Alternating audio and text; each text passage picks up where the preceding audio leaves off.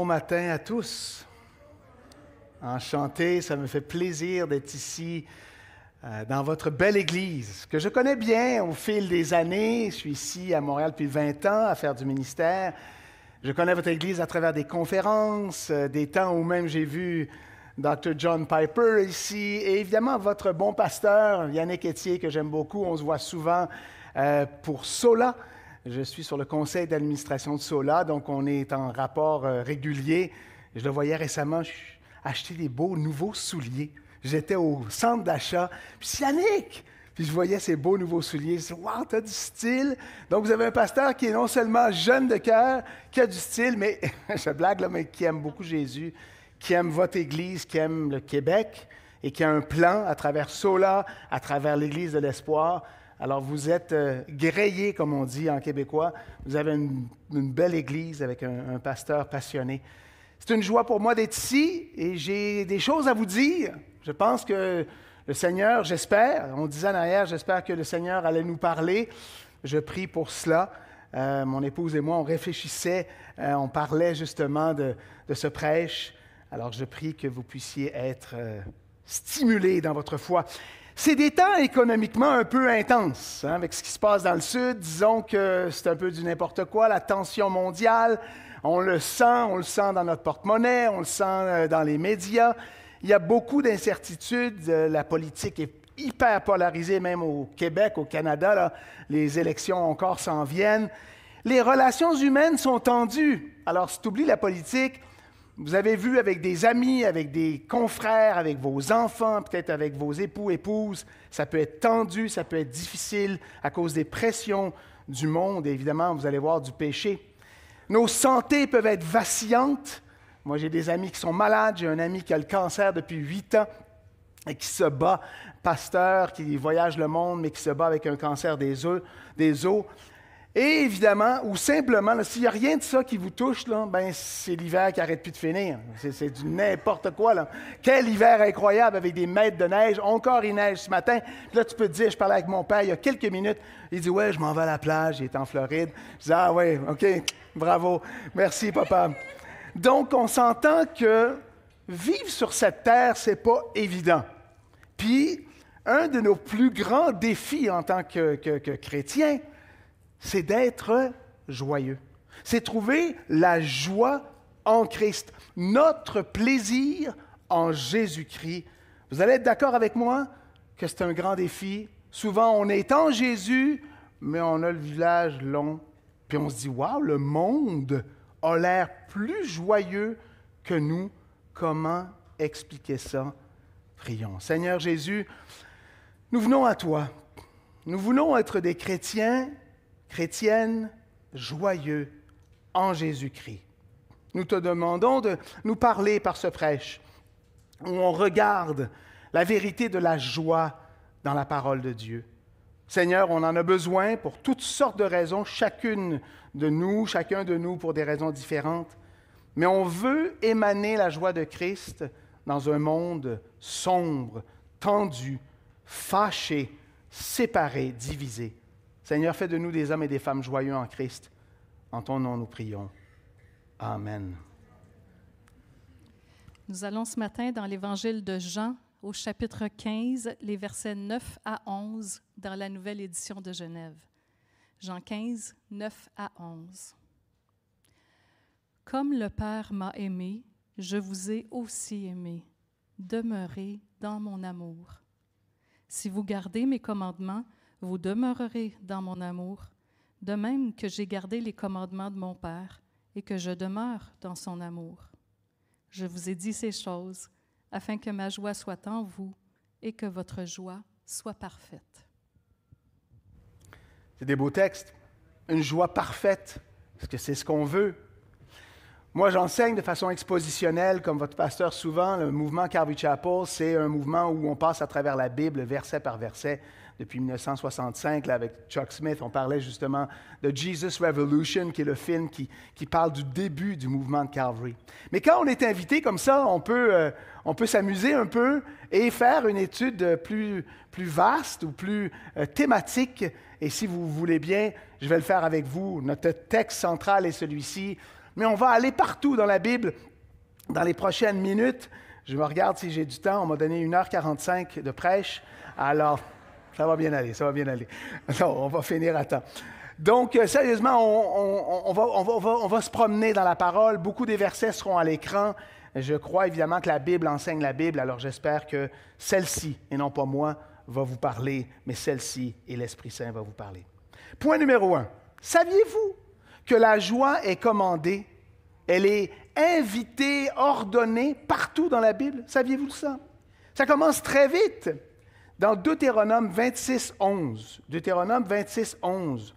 Tu te réjouiras pour tous les biens en communauté. Regarde ça, c'est incroyable. Dès le début de la parole, dans Deutéronome 26, 11, puis tu te réjouiras avec le Lévite et avec l'étranger qui sera au milieu de toi, pour tous les biens que l'Éternel, ton Dieu, t'a donnés à toi et à ta maison.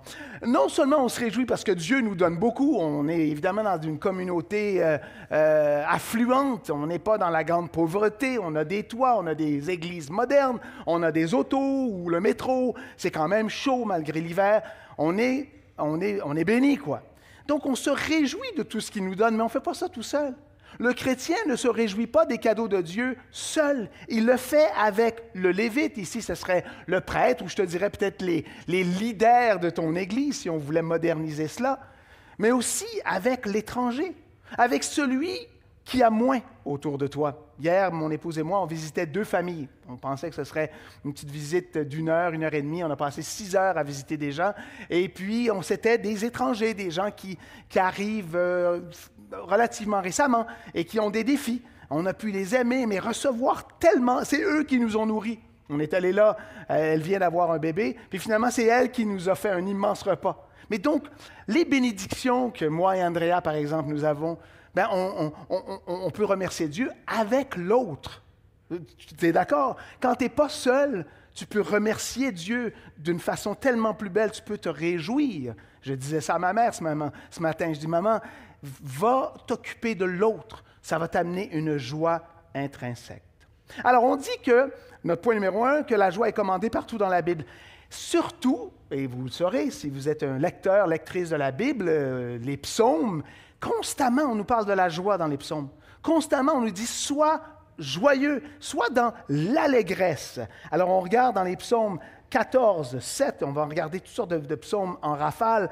« Oh, qui fera partir de Sion la délivrance d'Israël?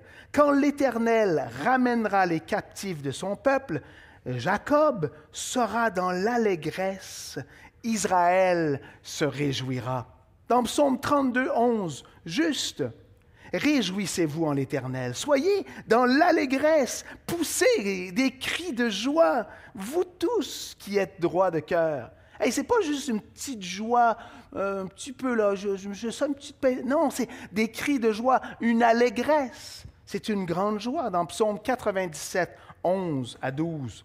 La lumière est semée pour le juste et la joie pour ceux dont le cœur est droit. Juste, réjouissez-vous en l'Éternel et célébrez par vos louanges sa sainteté. Tu pourrais dire, oui, mais moi, je ne suis pas juste, je ne suis pas parfait. Mais mon frère et ma sœur, ça, c'est l'Ancien Testament. Ce qui te rend juste dans le Nouveau Testament, c'est la bonne nouvelle, c'est la justice et la droiture de Jésus-Christ qui fait que tu es juste devant Dieu en Christ Jésus. Donc, tu peux te réjouir.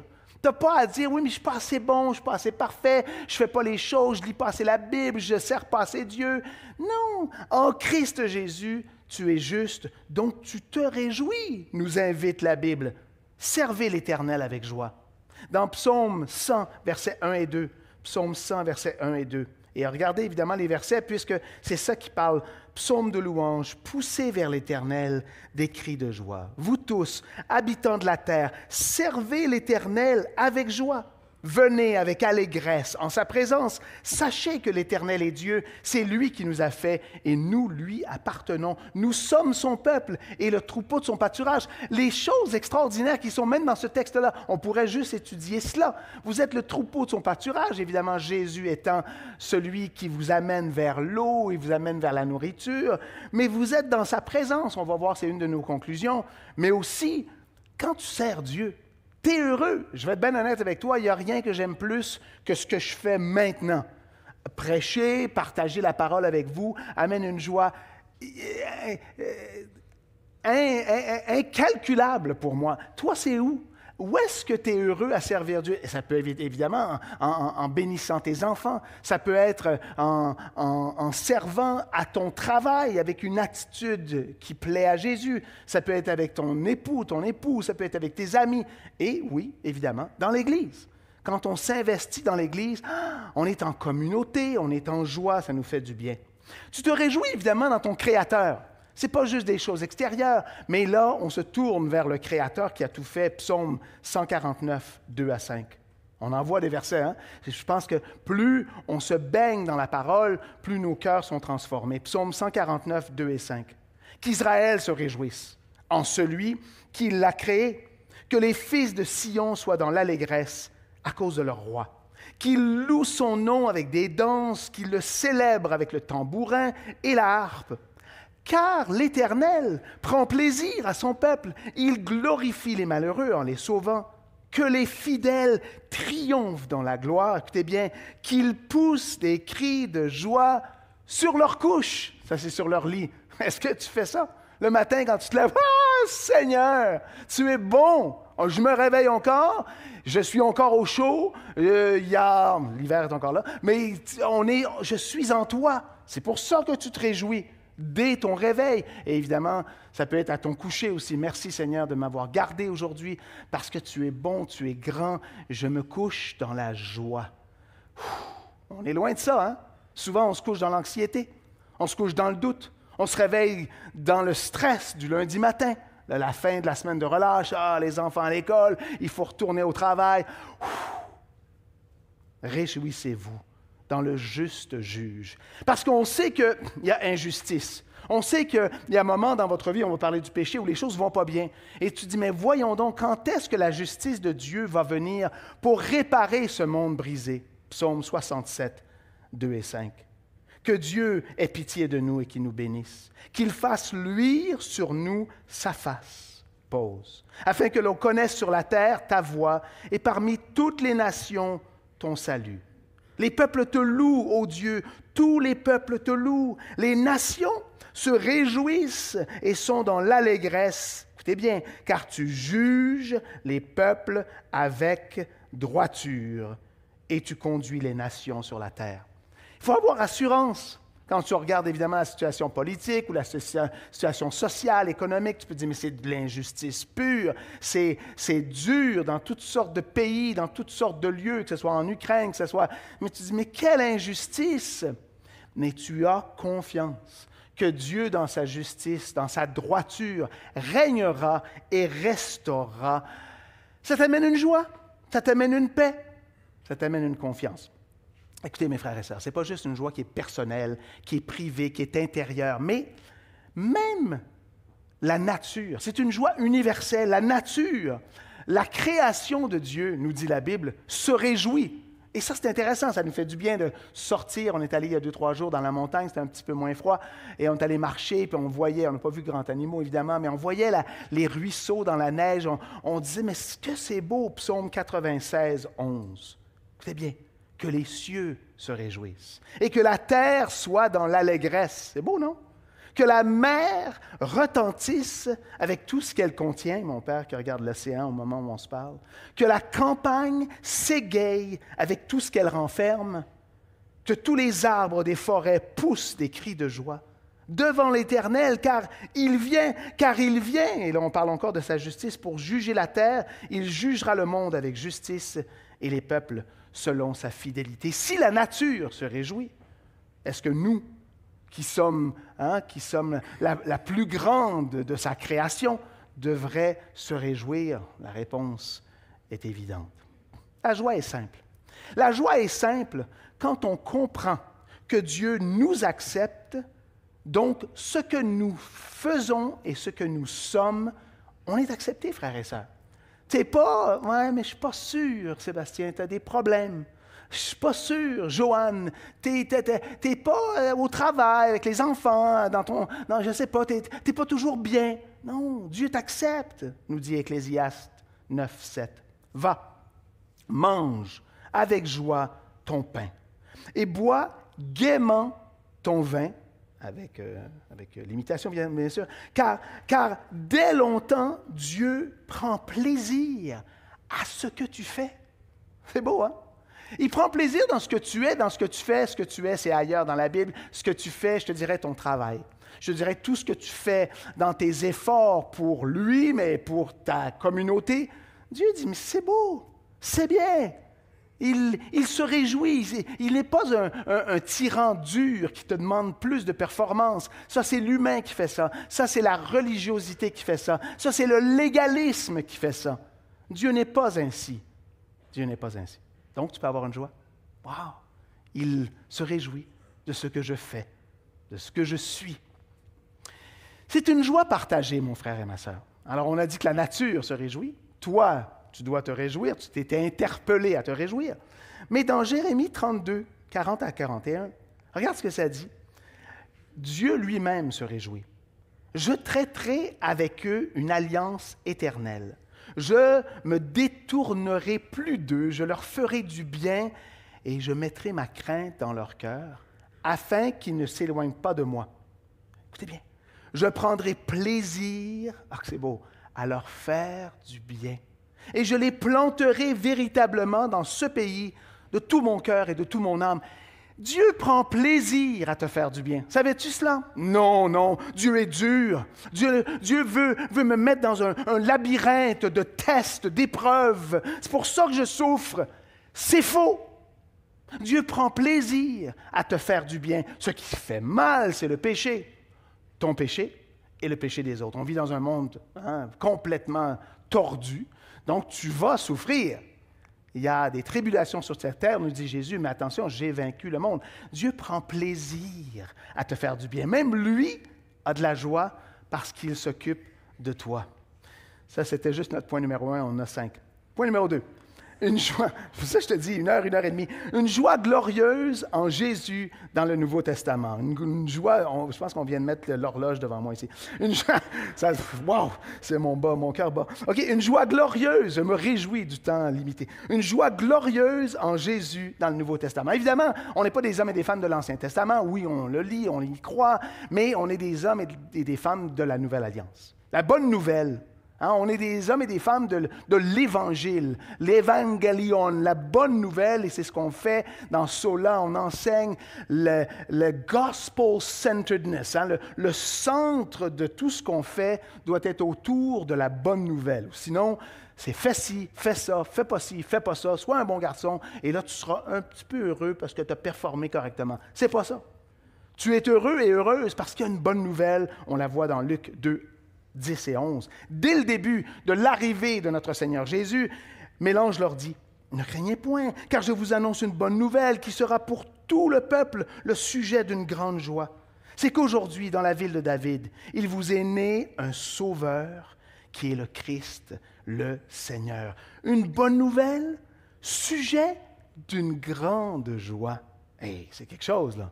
C'est pas juste le Noël avec les petits paquets en dessous de l'arbre. C'est que c'est la révolution d'un monde complètement explosé avec les Romains, avec l'abus des Juifs religieux, avec Hérode, une saison horrible dans l'histoire du monde.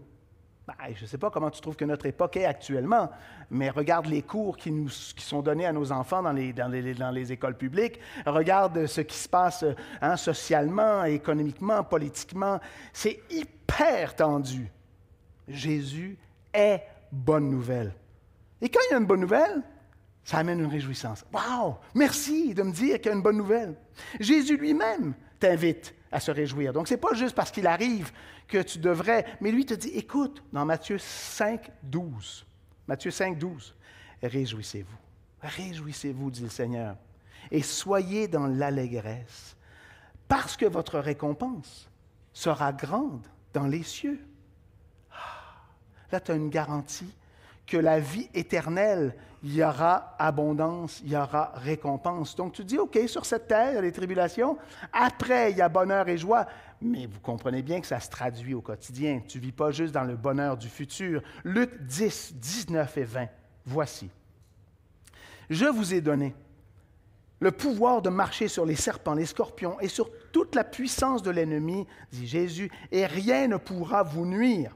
Cependant, ça c'est incroyable, ne vous réjouissez pas que les esprits vous soient soumis, mais réjouissez-vous de ce que vos noms sont inscrits dans les cieux.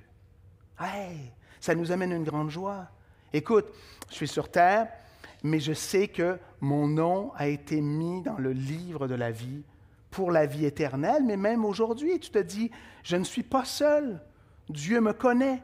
Il s'occupe de moi. Il est intéressé par moi. La joie chrétienne est directement liée à Dieu. Et la ferme confiance que tout va bien, quelles que soient les circonstances.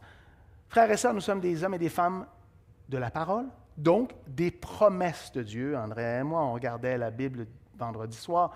On ne fait pas ça aussi souvent qu'on devrait, mais là, on faisait une petite étude ensemble et on regardait qu'il y avait plus de 8000 promesses dans la Bible, dont 7000 qui sont faites pour nous, les humains. 7000. Et là, on avait une petite liste de 365. Et ces promesses-là, si tu y crois, si tu les lis et tu dis, bien, c'est des oui et amen, bien, tu sais que malgré les circonstances, il va s'occuper de toi. Le Seigneur est à la fois la source et l'objet de la joie chrétienne. Le connaître apporte une joie qui transcende les circonstances temporelles. Alors, quand tu es en Christ, tu dis, mais tout fout le camp autour de moi, c'est plate, je gère, mais Christ est fort. Je ne serai pas déplacé, bougé, malmené, car je suis en Jésus et en Jésus seul. Point numéro 3. Paul, inspiré par le Saint-Esprit, offre une théologie vécue de la joie. Alors, c'est une chose de parler de la théologie, une chose de parler de la joie, mais quand tu es testé, c'est là que ta joie est testée. J'ai vécu toutes sortes d'épreuves dans ma vie, dont une récemment qui a été pas mal heavy metal, merci, mais à peu près dans les pires de mon existence. Ça fait 4 mois. J'ai la joie. Pourquoi? Parce qu'en Christ Jésus, je sais qui il est et ce qu'il veut pour moi. Mais tout a foutu le camp autour de moi. Tout. Et c'était vraiment une épreuve, la totale. Je me suis dit, mais toi, tu es là. Heureusement, ce n'était pas ma famille, c'est tout le reste. Mais Seigneur Jésus, tu es là. Tu es le même hier, aujourd'hui et demain. Si je ne te fais pas confiance, comment je peux l'enseigner sur la joie? Si moi-même, je n'ai pas la joie dans l'épreuve, bien, Paul, évidemment, a eu des épreuves 100 fois comme les vôtres et les miennes, et il nous dit comment trouver sa joie. Dans Romains 12, 12 et 15, « Réjouissez-vous en espérance. Soyez patients dans l'affliction.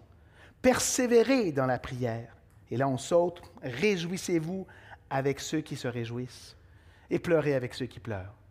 Alors, on s'entend que toi, tu peux être bien, mais l'autre à côté peut pleurer. Ta compassion va faire du bien à l'autre, mais va te faire du bien à toi.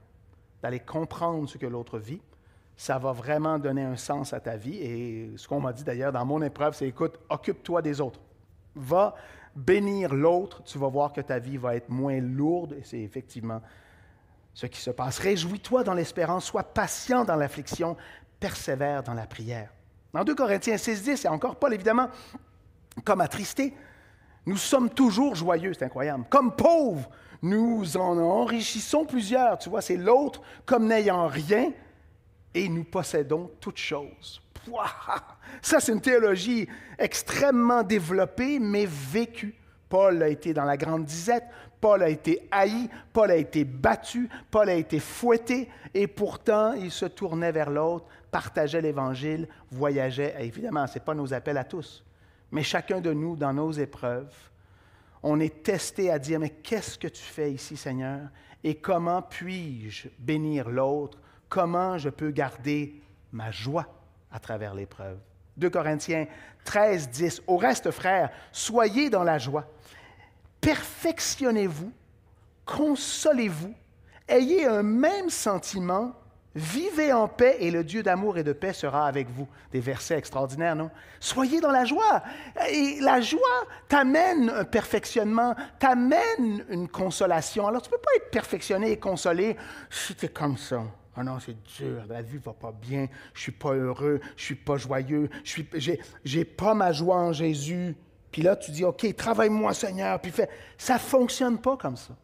Tu dois croire que Dieu veut te donner cette joie abondante. Et dans cette joie, là, tu deviens plus comme Jésus, tu deviens plus confiant en lui. La joie est le cadeau de Dieu à chaque croyant. C'est le fruit que son esprit produit en nous.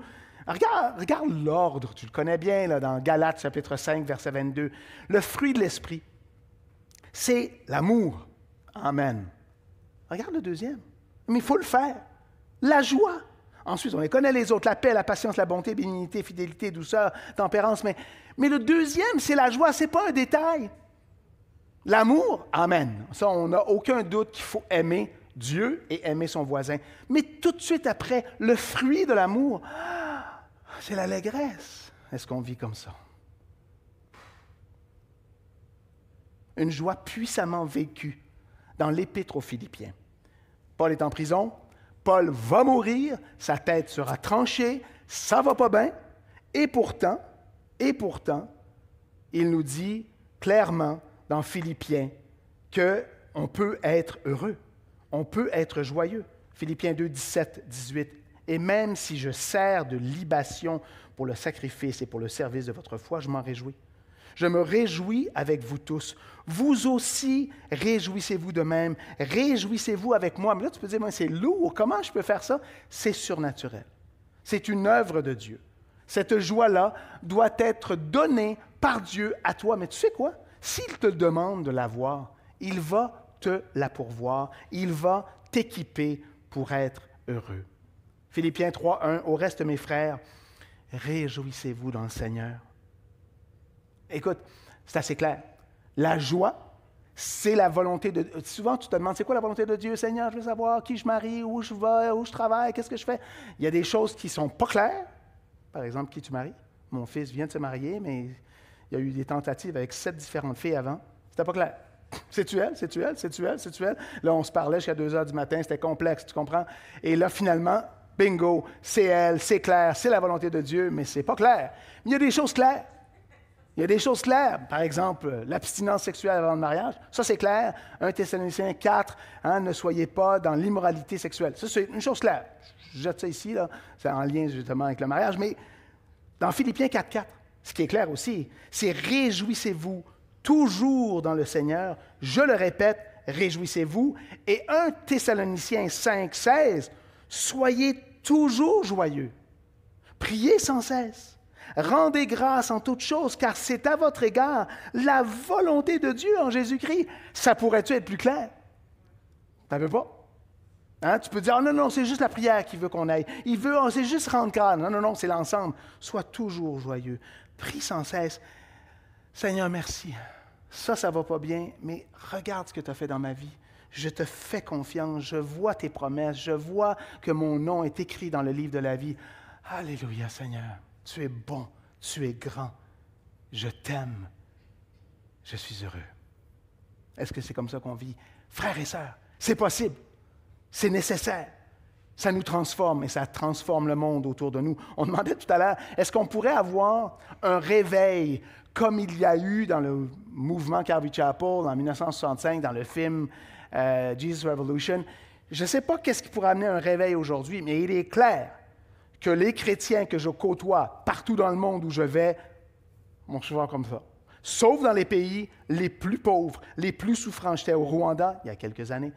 Les gens avaient vu leurs parents mourir et ils avaient une joie, une paix. Ils chantaient à Dieu. Je me disais, wow, man, je suis vraiment loser. Parce que moi, ma vie est parfaite. Et je suis, oh, monsieur Dieu, là, il faut que je prenne un avion, puis la nourriture, c'est moyen. Tu sais, puis on est complètement incapable d'être joyeux en Christ. Il faut juste le demander, parce que je comprends que c'est une bataille. Seigneur, la bonne nouvelle, c'est que par ta grâce, je peux obéir à ce commandement d'être joyeux. Tu peux me donner la force, tu vas le faire à travers moi. L'apôtre Pierre aussi trouve la joie dans l'amour de son Jésus, joie ineffable et glorieuse. On vient de parler de Paul, rapidement en rafale, 1 Pierre 1,8, lui que vous aimez sans l'avoir vu, en qui vous croyez sans le voir encore, ça c'est nous peut-être, vous réjouissant d'une joie ineffable et glorieuse, parce que vous obtiendrez le salut de vos âmes pour prix de votre foi. C'est beau, hein? Alors, nous, on n'a pas vu Jésus, on n'est pas avec lui, et pourtant, on se réjouit d'une joie ineffable et glorieuse. Ce n'est pas une petite joie, c'est une grande joie. Et finalement, évidemment, l'apôtre de l'amour, Jean, on regardait tout à l'heure, à son tour, nous dit que la joie est parfaite lorsqu'il y a communion entre nous et Jésus. Dans 1 Jean 1, 3 et 4, ce que nous avons entendu, vu et entendu, nous vous l'annonçons. À vous aussi, afin que vous aussi, vous soyez en communion avec nous. Or, notre communion est avec le Père et avec son Fils Jésus-Christ, et nous écrivons ces choses afin que votre joie soit parfaite. En communion les uns avec les autres, en communion avec Jésus, joie parfaite, bonheur. Point numéro 4. On achève. On t'offre, mais on achève. La joie, là, je veux bien, Pasteur Sébastien, c'est beau tout ça, là. Mais pourquoi est-ce si dur? Pourquoi est-ce si dur? Bien, il ne faut pas se leurrer. Le plus grand obstacle à la joie, c'est quoi? C'est le péché. On s'entend. Depuis qu'Adam et Ève ont pris le fruit, c'est un de mes enfants qui disait « Wow, Adam et Ève ont vraiment tout bousillé pour nous. Hein? » Ouais, mais si moi j'étais là, j'en aurais mangé 4. Pas un. Je dirais « Wow, man, je vais cueillir l'arbre au complet. » Tu comprends? La réalité, c'est qu'on aurait fait la même chose. Et on le fait encore. On mange encore le fruit qui est défendu. Ou enfin, on hésite. On le sent, on vient très près. Romains 6, 23a. Le salaire du péché, c'est la mort. La mort, c'est pas joyeux. La mort, c'est l'enlèvement de tout ce que tu connais, de toute évidence. Tout ce que tu aimes, tout ce que tu as, tout ce que tu espères, boum, c'est fini. Vous avez vu cette tragédie incroyable de Gene Hackman, c'est ça le grand acteur, et son épouse meurt à 1 semaine d'intervalle, l'un l'autre dans la même maison, 95 ans, 60, quelques années. Les deux sont morts, mais si tu lis ça, tu dis « Wow, sans Dieu, c'est ça notre vie. » Ça se termine de façon lamentable. C'est horrible. La mort, ça nous amène la crainte. Ça nous enlève la joie. La mort, c'est le résultat du péché. Mais mon frère et ma sœur, nous ne vivons plus comme cela.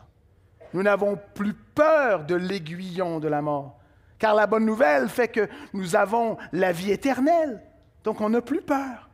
On n'est plus là-dedans. Le péché, la mort elle-même, les péchés des autres contre nous, mais plus important encore, notre propre péché, c'est ce qui fait que c'est dur d'être heureux. C'est dur. Dans Psaume 51, 6a, 10, 11 et 14, rapidement, « J'ai péché contre toi seul. J'ai fait ce qui est mal à tes yeux.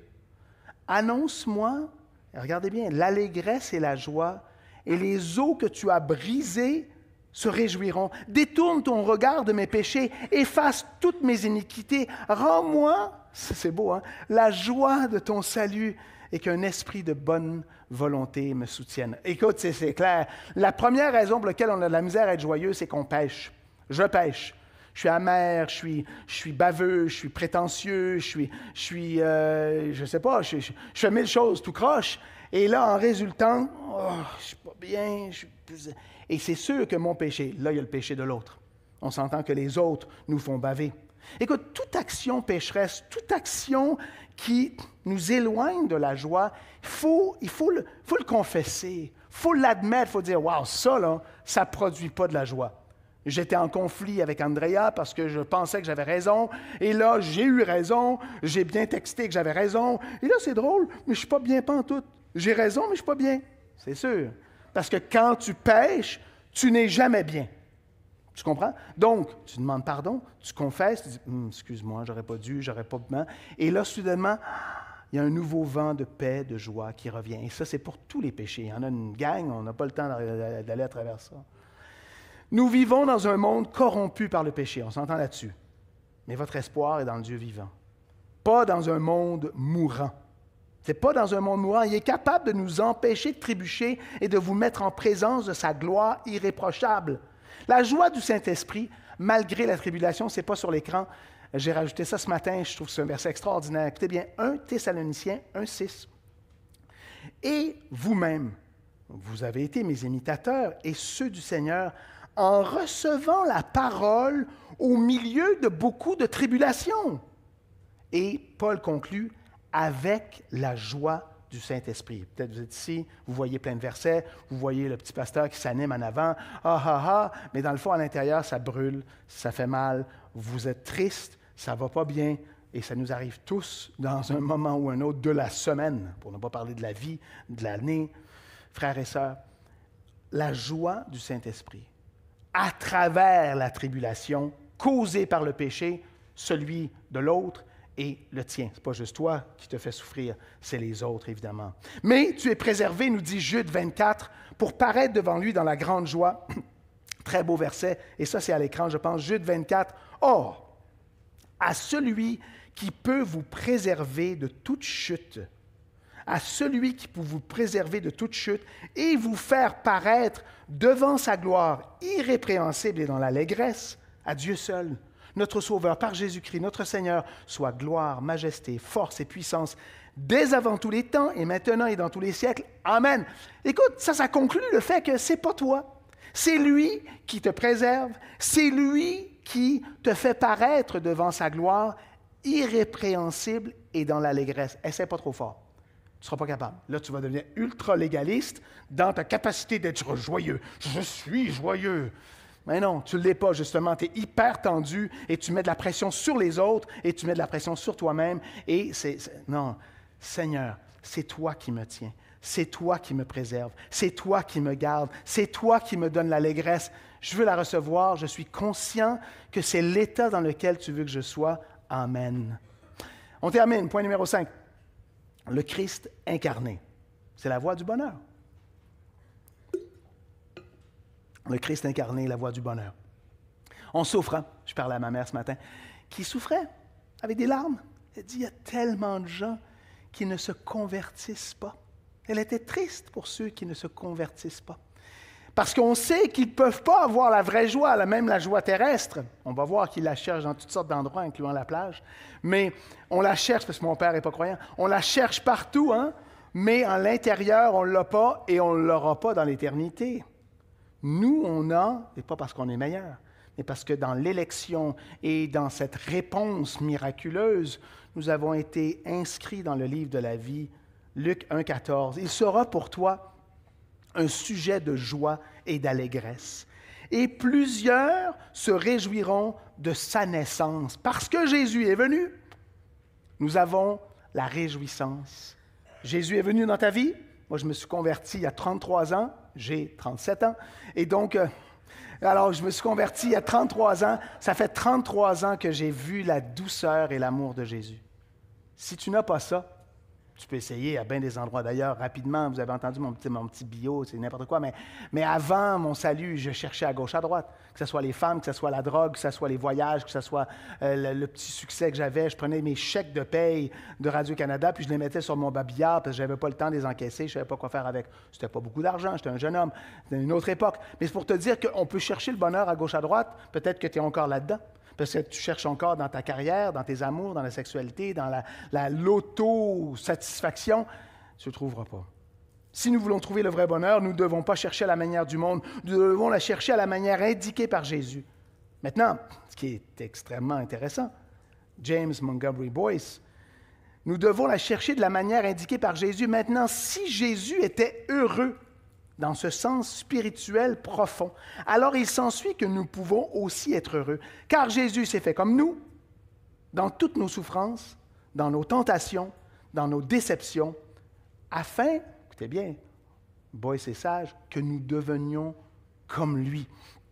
Jésus était heureux, joyeux, le savez-vous? Parce qu'il allait auprès de son Père, parce qu'il était évidemment en communion avec Dieu le Père. Et il réalisait que ce sens de bonheur profond était dans l'intimité de la divinité.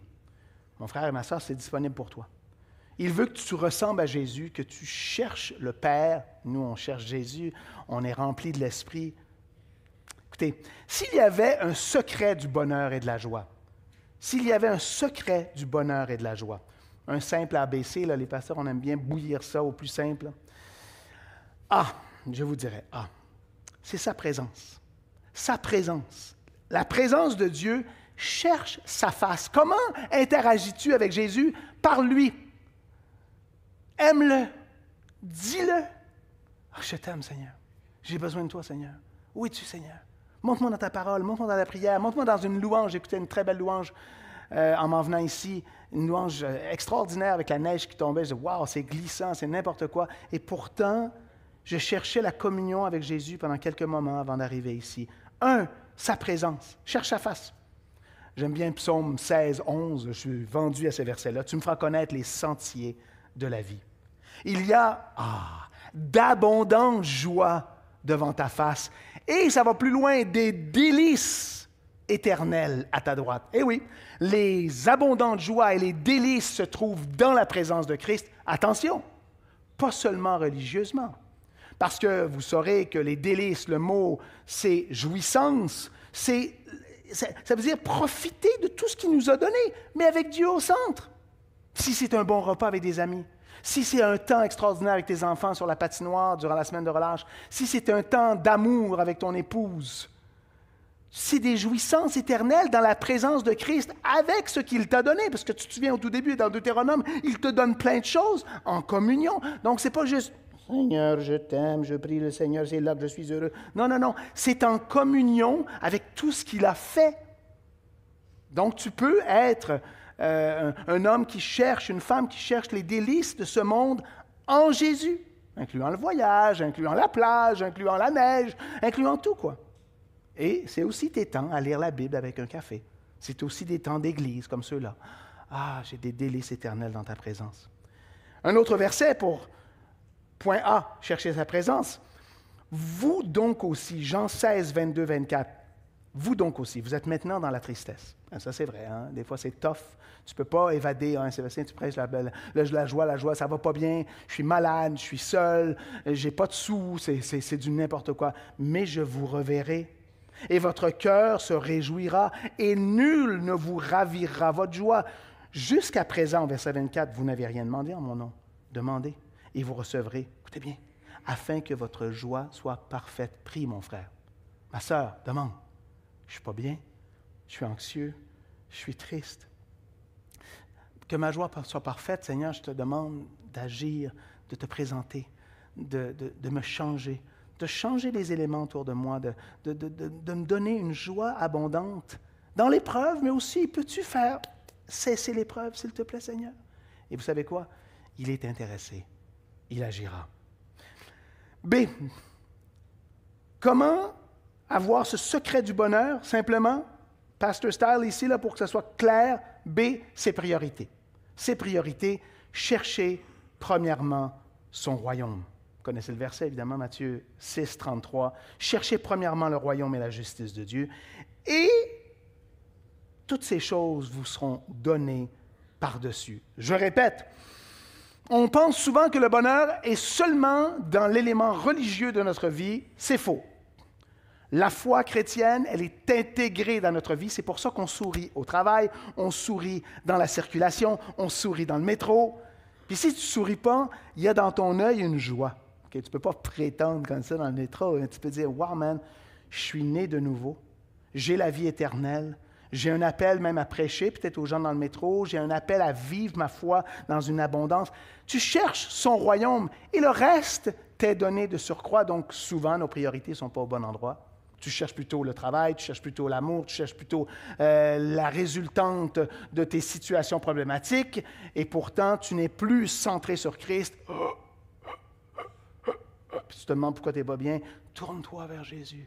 Je te cherche, je te veux dans ma vie. Et là, il organise ton existence. Et finalement, évidemment, c'est ce qu'on a dit au tout début dans Jean 15, son amour. C'est son amour. C'est sûr que le cœur du bonheur du chrétien, c'est l'amour de Jésus. Jean 15, 10 et 11. Si vous gardez mes commandements, vous demeurez dans mon amour. De même que j'ai gardé les commandements de mon Père et que je demeure dans son amour, je vous ai dit ces choses, afin que ma joie soit en vous et que votre joie soit parfaite. Demeure dans l'amour de Christ.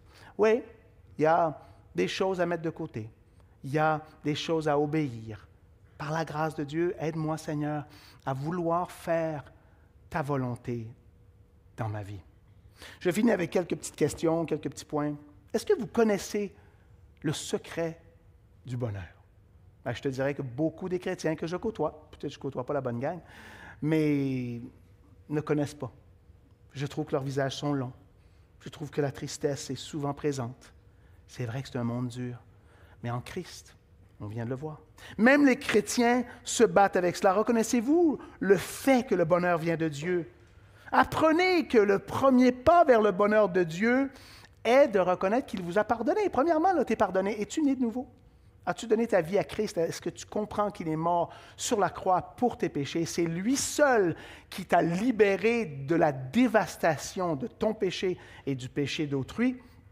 Si tu es pardonné, déjà, tu es 1000 fois plus léger. Trouvez-le pratiquement, ce bonheur, grâce à l'Esprit de Dieu. On s'entend, c'est une joie surnaturelle. Okay? Ce n'est pas basé sur quand tout va bien seulement. On sait que les hommes le chercheront à travers l'argent, la renommée, le pouvoir, le sexe, l'amour, la sécurité, de toutes les manières, et c'est ce qu'on voit avec les non-croyants. Ils vont tout essayer, sauf Jésus. On s'entend, hein? Et ils ne sont pas bien. Mais des fois, ça va bien. Ils ont des hélicoptères, ils ont de l'argent, ils ont 3 femmes, un homme, ils ont 12 enfants, un enfant. Et là, oh, je suis heureux, je suis comblé. Et là, 3 semaines plus tard, ils se recroquevillent parce qu'ils ne seront jamais satisfaits sans le pardon de leurs péchés. Le chemin vers le bonheur céleste est antithétique au chemin mondain normalement suivi à la recherche du bonheur. L'idée mondaine, c'est que tu vas trouver à travers tes circonstances. Nous savons que cela n'est pas vrai. La vérité est tout le contraire. Tes circonstances peuvent glisser, mais Christ est le centre. Mon frère et ma sœur, trouvez cette joie en Jésus. Demandez-lui. N'acceptez pas d'être morose, menée de nouveau. Un jour, je serai heureux. Tu peux être joyeux en Christ maintenant. Demandez cela à Dieu. Seigneur, merci pour mes frères et mes sœurs. Je les remets à toi. Je sais que c'est un grand défi d'être joyeux, un défi pour moi, un défi pour chacun d'entre nous, mais on a vu quelques versets qui nous ont éclairés sur ce que tu veux et peux faire dans notre vie en Jésus.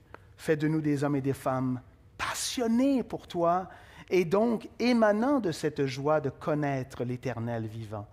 Merci pour cette congrégation, leur pasteur, le groupe qui les sert.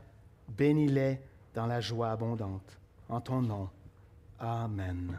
Que Dieu vous bénisse.